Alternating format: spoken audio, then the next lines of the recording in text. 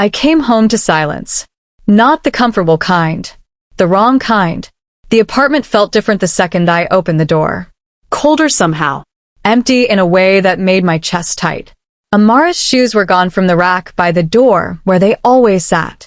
Her purple jacket wasn't hanging on the hook where it lived for 3 years. Her keys weren't in the little ceramic bowl we kept on the table. The bowl her mother Linda made for us 3 Christmases ago when we'd visited her family in Maine. I walked through our apartment like a stranger in someone else's life, touching surfaces that suddenly felt cold and unfamiliar to my fingertips. The walls seemed to echo my footsteps differently than they ever had before. Everything looked exactly the same, but felt completely and totally wrong. On the dining table sat a folded piece of paper. White. Plain. Simple. My name written on the outside in her neat, careful handwriting that I'd recognize anywhere. I picked it up with hands that had started to shake. 8 sentences. Just 8. No anger. No crying. No accusations. No begging me to understand or change or come after her. Just truth written in black ink on white paper. Simple. Final. Devastating. I tried to tell you who I was becoming. You were too busy loving who I used to be. I didn't leave because you were bad. I left because I was disappearing. I hope you find someone who needs silence. I needed presence. Thank you for 8 years. Goodbye, Daniel. I read it once. The words didn't make sense to my brain. Couldn't process what my eyes were clearly seeing. I read it again. Slower this time. Trying to understand the meaning behind each carefully chosen word. Read it a 3rd time. And felt absolutely nothing. Not panic.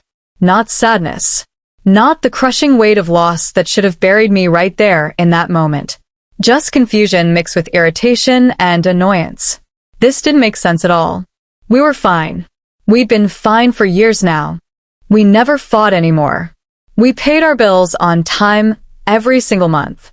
We showed up to family dinners together holding hands and smiling for photos. We were solid. This had to be some kind of breakdown. Some emotional overreaction to something small I couldn't remember. Some hormonal thing or work stress making her dramatic. She'd cool off in a few days. Maybe a week. Come back. We'd sit down and talk it out like adults. Everything would return to normal. Our normal. I was completely and utterly sure of it. I went to bed that night thinking she'd be back by the weekend. 3 months later, I saw Amara at Miller's Coffee on 5th Street. The place where we had our very first date 8 years ago. She was sitting by the window. The exact same window where we'd sat that first nervous time, full of possibilities and excitement and hope. But she looked different now. Not sad like I'd been imagining her. Not angry or broken or destroyed. Just lighter somehow. Like someone had lifted some massive weight off her shoulders that I didn't even know she'd been carrying all this time. Her hair was shorter now, cut to her shoulders instead of hanging down her back like it used to. She wore a bright yellow sundress I'd never seen before in my life. Happy colors. Confident colors. She was smiling at something on her phone, her face relaxed and peaceful in a way I hadn't seen in maybe 2 years. Actually smiling. Not the tired, forced smile she'd been giving me for so long. A real smile that reached her eyes and changed her whole face. I stood frozen by the door, my coffee order completely forgotten, even though the barista was calling my name for the 2nd time. She looked up, and our eyes met across the crowded coffee shop filled with mourning people. For one terrible second, I thought she might grab her things and run away from me like I was someone dangerous. Instead, she waved. A small, polite wave. The kind of wave you'd give to someone you used to know a long time ago in high school or college. Not someone you spent 8 years of your life with. Not someone you shared a bed and dreams and plans and a future with for almost a decade. Just someone from your distant past. Someone you barely remember.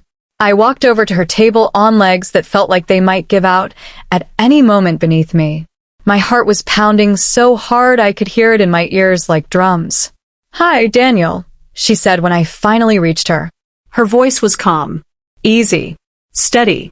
Like saying my name didn't hurt anymore. Like I was just another person in her day. Nothing special. Nothing painful. Just neutral. Just nothing. We'd been together for 8 years. 8 long years of shared rent, shared bills, shared groceries, shared everything. From the outside looking in, we looked absolutely perfect. No dramatic fights. No screaming matches. No cheating scandals that destroyed trust. Our friends called us relationship goals, all the time at parties and dinners. My mom loved her like the daughter she never had. Her dad trusted me with his little girl completely. I thought that meant we were successful together. I thought love was proven by staying, by not leaving when things got hard or boring, by paying bills on time every month and showing up to family functions with a smile. I worked 55 hours a week at Morrison accounting firm downtown. Came home exhausted every single night. Ate whatever dinner she'd made for us. Some nights, I didn't even taste the food. Just shoveled it into my mouth while watching whatever game was on TV that night. Then I'd scroll through my phone for an hour or two. Check work emails. Look at social media. Play some stupid game I downloaded to kill time. Then bed. Wake up. Do it all again the next day, and the next, and the next. I thought this was what adults did. What responsible partners did. What mature people in long-term relationships looked like. I thought this was enough. That showing up and staying and providing was the same thing as actually loving someone.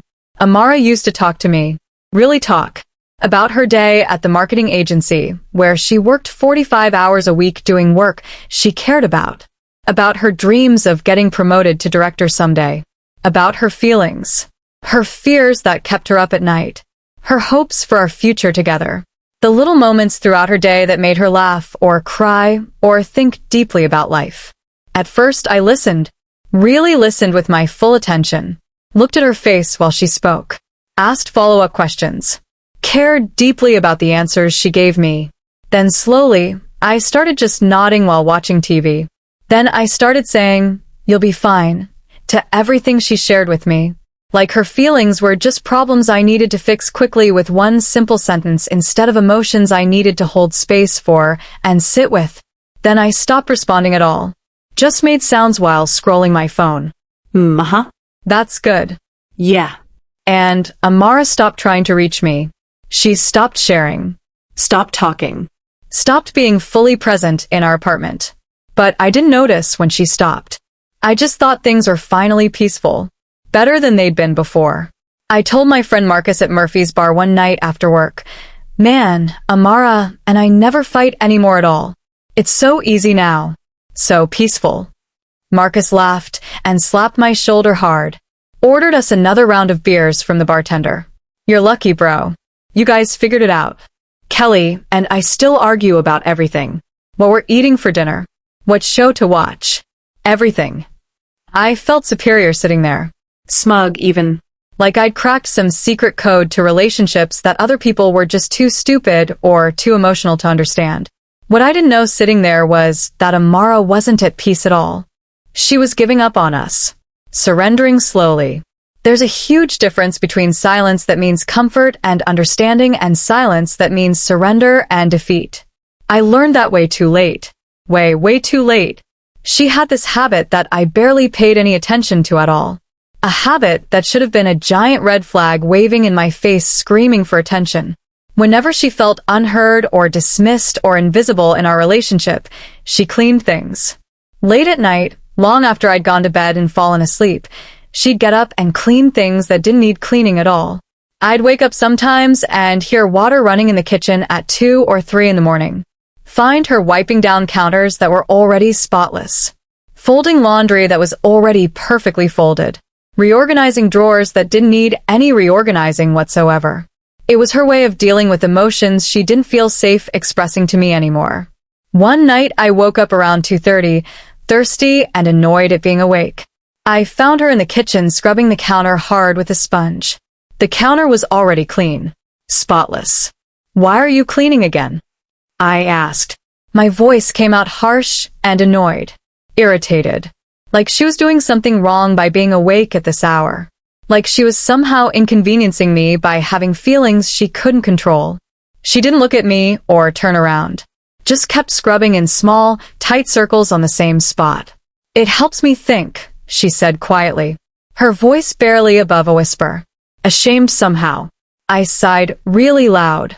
Loud enough for her to hear clearly.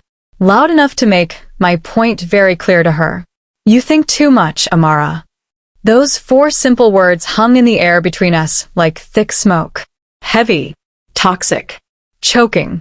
She stopped scrubbing immediately. Her hand froze on the counter, still gripping that wet sponge tightly. But she didn't turn around to face me. Didn't tell me she was thinking about us. About whether we still had any kind of future together. About whether I even saw her anymore as a person. She just nodded slowly once. Maybe you're right, she whispered so softly I almost didn't hear.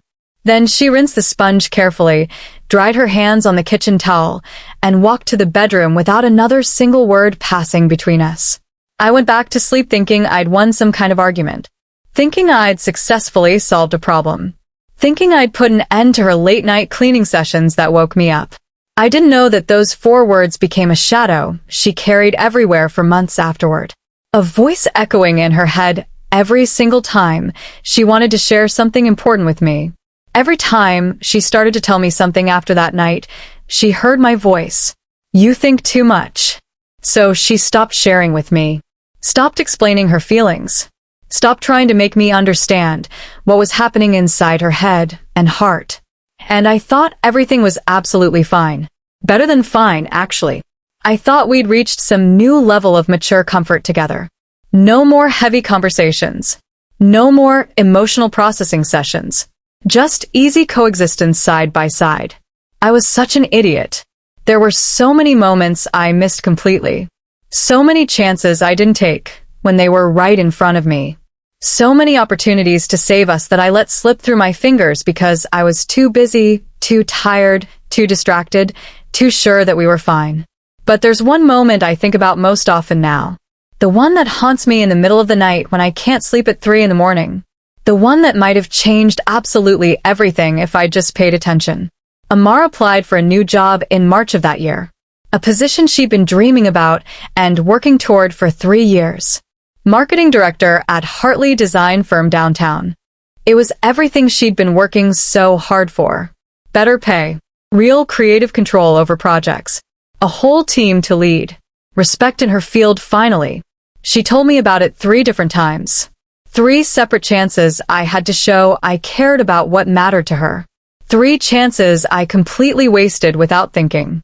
The first time was on a Sunday afternoon while I was watching football. Eagles versus Cowboys. 4th quarter. Really close game. Eagles were down by 3 points with 4 minutes left. I was leaning forward on the couch, completely locked into the game.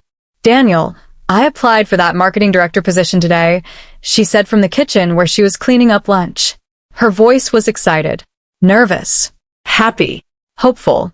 I kept my eyes glued to the TV screen. The Eagles were driving down the field. 3rd and long. That's cool, babe, I said without even glancing at her. Without seeing her face fall.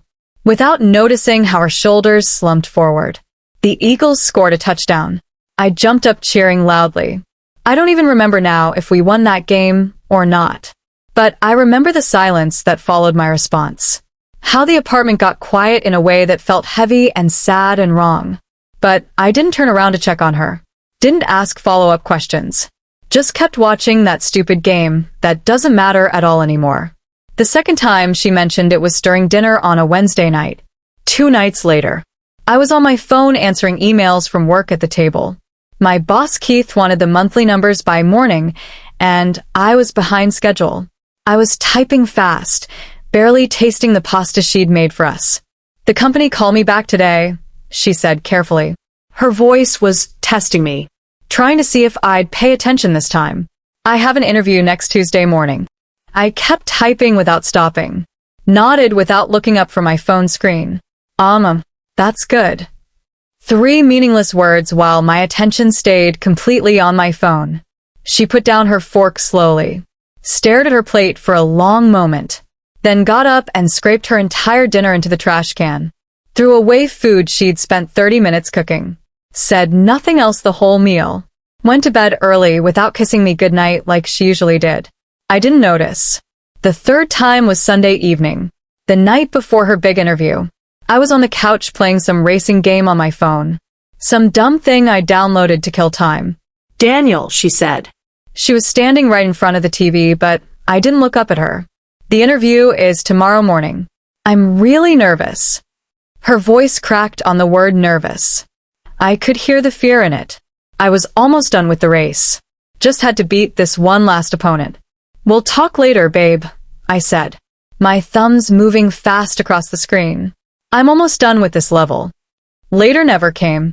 I finished the game, scrolled through social media for an hour, fell asleep on the couch, woke up at 3 in the morning stiff and uncomfortable and stumbled to bed. Amara was already asleep, or pretending to be. The next morning was Monday, interview day, the most important day of her career so far. I woke up to sounds coming from the bathroom, her voice muffled through the closed door. Practicing answers. My biggest strength is creative problem solving and building strong team dynamics. I love creating environments where people feel valued and heard. Over and over. Different inflections. Different emphases. Trying to sound confident and competent and worthy of this position she wanted so badly. I lay in bed listening. Half asleep.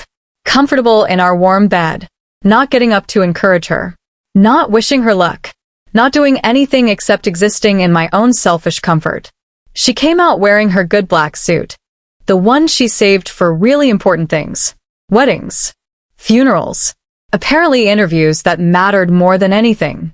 She sat down on the edge of the bed next to me.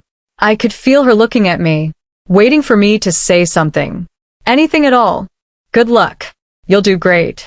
I believe in you. Literally anything would have been better than nothing. I kept my eyes closed tight, pretended to be asleep even though I wasn't. It was easier than engaging, easier than showing up for her, easier than being the partner she desperately needed that morning. I heard her sigh, soft and sad and resigned. Then the bedroom door closed quietly. The apartment door opened and closed. She left, and I got up 15 minutes later, made my coffee, got ready for my own day. Completely forgot about the interview entirely. It didn't cross my mind once that entire day. Not during my morning meeting. Not during lunch with coworkers. Not during the afternoon when I was reviewing endless spreadsheets. Not once. When I came home that night at 8:30, exhausted from a long day of staring at numbers, she was sitting on the couch. Just sitting there. Not watching TV. Not on her phone. Not reading a book. Just staring at the wall like she was somewhere else entirely. Like her body was there, but her mind was a million miles away. Hey babe, I said, dropping my bag by the door, taking off my shoes. What's for dinner? I'm starving. She turned to look at me slowly. Her eyes were red and puffy, like she'd been crying for hours and hours. But she wasn't crying now. She was just empty, hollowed out. Nothing left inside. I didn't make anything, she said. Her voice completely flat. Dead. We can order pizza. I shrugged. Sure. Whatever. Pepperoni? She nodded once. We ordered pizza. Ate it in complete silence at the kitchen table. I didn't ask about her day. Didn't remember that anything important had happened to her. Didn't notice she was falling apart right in front of my face. She didn't volunteer any information. Didn't tell me the interview had gone terribly because she'd been so nervous. Because she'd had no one supporting her. Because she'd felt completely alone walking into that building. She just ate 2 slices slowly, mechanically, then went to bed at 8:45. I stayed up watching TV until midnight. 3 weeks later, I was scrolling through Facebook mindlessly and saw a post from Hartley Design Firm. Please welcome our new marketing director, Jennifer Walsh. There was a photo of a woman I didn't know at all holding a bouquet of flowers and smiling big. I stared at it confused. Then it clicked slowly in my brain. That was the job. The job Amara had applied for. Someone else got it. She hadn't mentioned it once in 3 weeks. Not once. I never asked her about it. Never brought it up. Never acknowledged that I'd even seen the post on Facebook. And she never mentioned the interview again to me. That silence grew between us like a thick wall. Brick by brick. moment by moment, word by unspoken word, building something solid and impenetrable that neither of us acknowledged was there. But there was another moment that breaks me every time I think about it. One that I can never, ever take back no matter how much I wish I could. One that proved exactly what kind of person I'd become. What kind of partner. Amara's 28th birthday. March 15th. A Tuesday. She didn't mention it that morning before work. Didn't remind me like she used to in the early years of our relationship. The first few years we were together, she'd get excited about her birthday weeks in advance. Drop hints about places she wanted to go. Things she wanted to do. But after the third year in a row that I completely forgot, she stopped mentioning it altogether. This year, she didn't say a single word about it. Not a hint. Not a reminder. Nothing. I went to work. Normal boring day. Endless meetings. Hundreds of emails. Came home late. 9:45. Later than usual. I'd stopped at the bar with Marcus for a few drinks after work. Complained about my boss Keith being demanding. Watched part of a game. Lost track of time completely. When I walked in the door, she was sitting at the kitchen table. The lights were dim. There was a small store-bought cake in front of her on a paper plate. Chocolate. Her favorite. One slice had been cut and placed on another paper plate. Just one. The rest of the cake sat there untouched. There were no candles. No celebration. No festive atmosphere. Just her. Alone in the dim light. With a sad little cake meant for one person who'd given up on anyone remembering or caring. Oh, I said. The word came out confused. Surprised. Were we celebrating something tonight?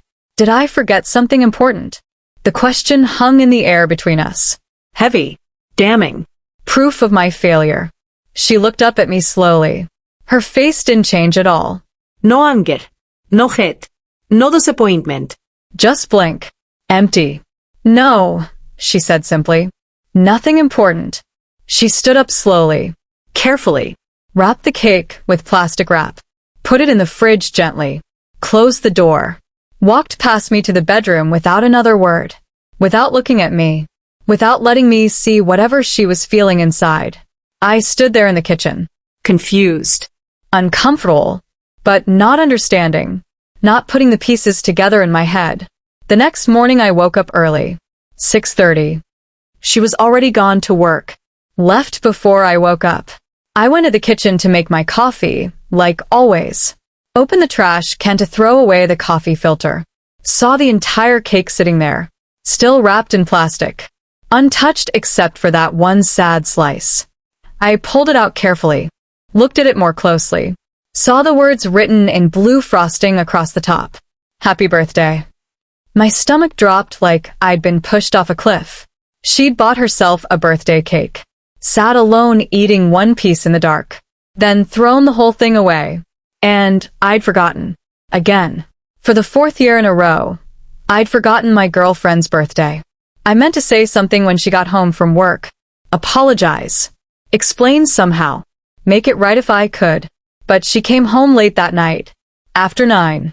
I'd already eaten dinner alone. Was already on the couch watching TV. And by the time she walked in and went straight to the bedroom without speaking, I'd convinced myself it wasn't that big of a deal really. Birthdays aren't that important when you're an adult anyway, right? People don't care about that stuff after a certain age. That's what I told myself. That's the lie I swallowed, so I didn't have to feel guilty. But the shadow that moment left on her face lasted for months afterward. I saw it in her eyes whenever she looked at me. A deep sadness that hadn't been there before. A distance that kept growing wider. But I pretended not to notice at all. Because noticing would mean having to change. And I didn't want to change my comfortable life. Then came the hospital. The moment that proved I didn't deserve her. The moment I can never take back no matter how hard I try, or how much I regret it now. Amara's mom Linda got rushed to St. Mary's emergency room on a Thursday afternoon. Around 2:30. Severe chest pains. Trouble breathing. They thought it might be a serious heart attack. Life-threatening. Terrifying. Amara called me at work immediately. I was in a conference room in a meeting with 3 clients from Hartford Insurance. Big account. Important people. The kind of meeting that could mean a promotion if it went really well. My phone started buzzing loudly on the conference table. I saw her name flash on the screen. Let it go to voicemail. She called again 30 seconds later. Immediately. Back-to-back calling. That should have told me something was seriously wrong. Something urgent. But I was annoyed. She knew I had this important meeting. She knew how much it mattered for my career. I excused myself awkwardly. Walked outside into the hallway. What's up, babe? My voice was clipped. Rushed. Irritated that she was interrupting. She was crying. Actually sobbing hard. I'd heard her cry maybe twice in 8 years together. Once when her grandmother died. Once during a really sad movie. That's it. Amara didn't cry easily at all. So hearing her sob like this should have terrified me. Should have set me running. Daniel, she choked out between sobs. Mom's in the hospital. St. Mary's emergency room. They think it's her heart. They think she's having a heart attack right now. Can you come? Please? I'm here alone, and I'm so scared. I looked back through the glass wall at the clients, waiting impatiently. Saw Keith, my boss, checking his watch. Saw the Hartford people looking annoyed. Babe, I'm in a really important meeting right now, I said. Is it serious? Like, is she actually dying? What a horrible, selfish question. What a terrible thing to say to someone you supposedly love. They don't know yet. She sobbed even harder. They're running tests. I don't know. I'm so scared. I'm here alone. Please come. I checked my watch quickly. 3:15. The meeting would go until 5 at least. Maybe longer if it went well. Look, I'm sure she'll be fine, I said. My voice was steady. Certain. Like I was soothing a child afraid of monsters under the bed. Your mom's strong. She's healthy. It's probably just anxiety or something. Nothing serious. Call me if it gets worse, okay? I'll come if it's a real emergency. Real emergency. As if her mother possibly dying wasn't real enough. As if her fear and tears didn't matter. Daniel, please, she started. I really have to go, babe. The clients are waiting. Love you. I hung up, walked back into the meeting, smiled, apologized for the interruption, talked about quarterly projections and market shares and premium calculations for 2 more hours, laughed at jokes, drank coffee, acted like nothing was wrong. Because to me, nothing was wrong. I didn't think about Amara again until I was driving home at 6:30. Then I remembered suddenly, felt a small stab of guilt, pulled out my phone at a red light, sent her a text. Any updates on your mom? No response. I tried calling. Straight to voicemail. I shrugged it off. She was probably just busy with doctors. I got home around 7. Heated up leftover Chinese food in the microwave. Watched a basketball game. The Celtics were playing. Got comfortable on the couch. Eventually dozed off. Woke up at 11:40 when I heard the door open. Amara walked in. She looked destroyed. Eyes swollen and red. Mascara smudged down her cheeks. Hair messy. She moved like every step hurt. Hey, I said from the couch. Still half asleep. How's your mom? She stopped in the doorway. Looked at me for a long moment. Like she was seeing me clearly for the first time in years. Like she was seeing someone she didn't recognize anymore. Someone she didn't like very much. She's okay, Amara said. Her voice was completely flat. No emotion at all. Dead. It wasn't a heart attack. Severe anxiety. Panic attack. They kept her for observation, but she's fine now. I sat up, smiled with relief. See, I said. I told you she'd be fine. I told you not to worry so much. She didn't respond. Just stared at me. Then walked to the bedroom. Closed the door. I heard the lock click. She'd never locked the bedroom door before. Not once in 8 years. But I just shrugged. Figured she was tired. Stressed. I slept on the couch that night. I found out later, months after she'd left me, that she'd sat in that hospital waiting room for 6 hours. 6 long hours completely alone. No one with her. No hand to hold. No shoulder to cry on. No one to tell her it would be okay. Her mom's sister, Carol, finally showed up around 9 after Amara had been there since 2:30. But for 6.5 hours, she'd waited alone, terrified, while I was talking about insurance premiums, while I was drinking coffee and laughing at jokes, while I was watching basketball and eating leftover lo mein. She never asked me to come to the hospital again. When her mom had follow-up appointments, she went alone. When her mom needed surgery 3 months later, she never even told me. I didn't find out until I saw Linda months afterward and mentioned I was glad she was feeling better.